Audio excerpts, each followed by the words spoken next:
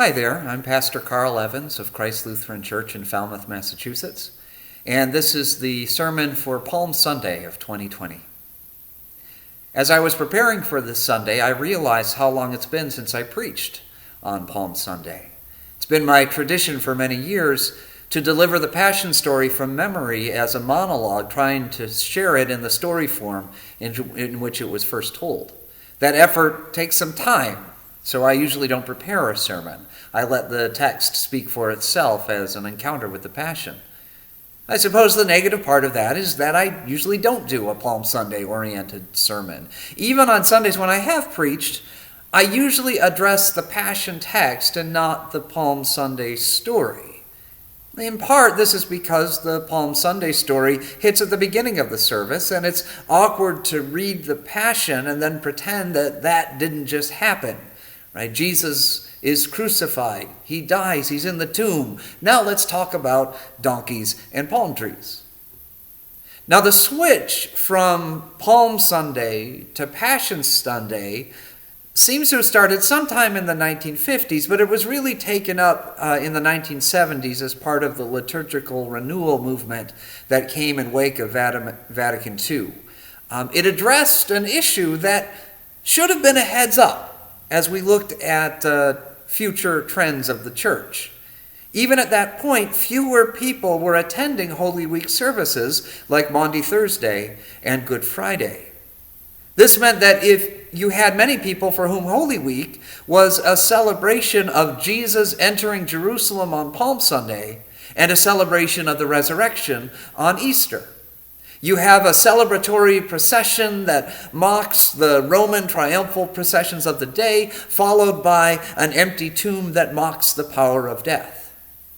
And the message that you get when you avoid the Passion is that Jesus is a winner. Jesus always triumphs.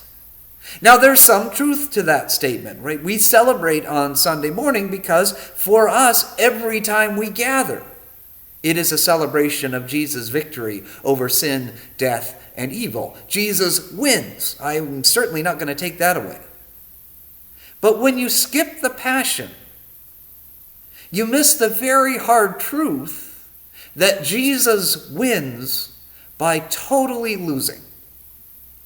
You miss that important part where everyone thinks he has totally failed. The disciples have run away and abandoned him.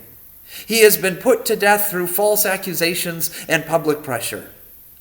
The great Jesus movement has come to an end as far as anyone else is concerned. The Passion story teaches us that God's idea of victory is very different from ours. The power of God is not the ability to win and keep winning. The power of God is not the ability to get better and better. The power of God is to bring victory out of complete loss.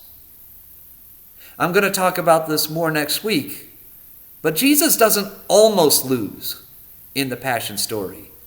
Jesus loses completely and then wins.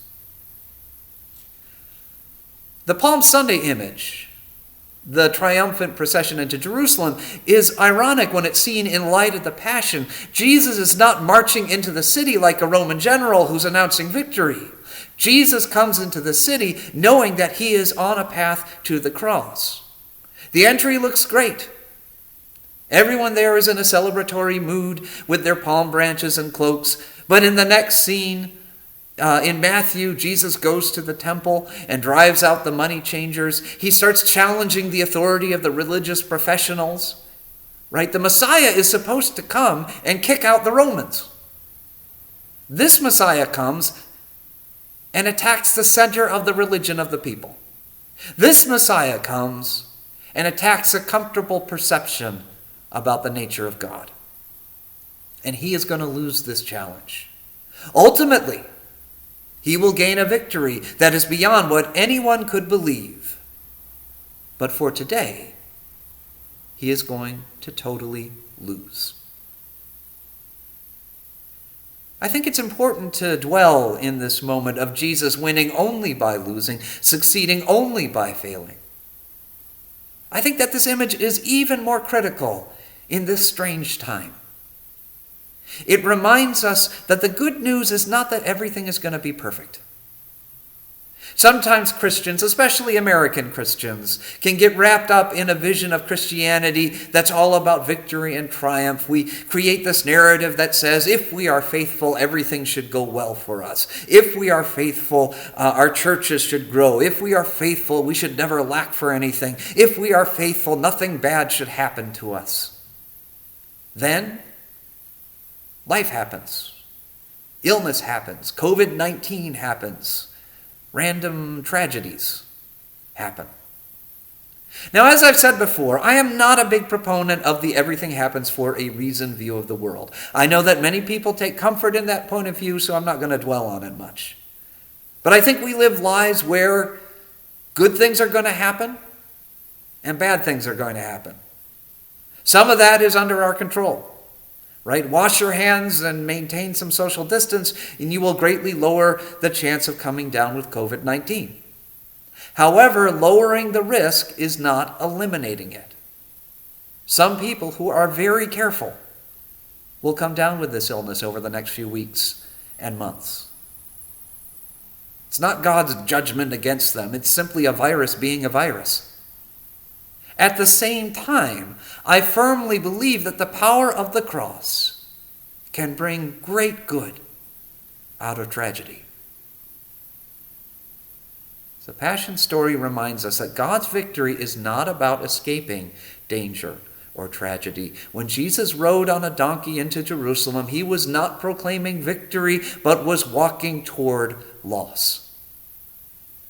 The cross reminds us that God's victory sustains us through such tragedy and loss. Now, I have to be careful because I'm starting to break into my Easter sermon, and you're going to have to wait a week for that. Today, it is important to spend some time dwelling at the tomb. Not just the empty tomb of Easter morning, but the one that holds the body of a crucified Jesus. We need to spend some time acknowledging the fear, the sadness, and anger that come with tragedy. We need to spend some time recognizing the power of that last breath, that moment of loss. These are also part of our gospel story. We celebrate the empty tomb on Easter morning. But the tomb only matters because it once held the body of our crucified Lord. Yet this Palm Sunday is also Sunday morning, even though it is a strange Sunday morning for us.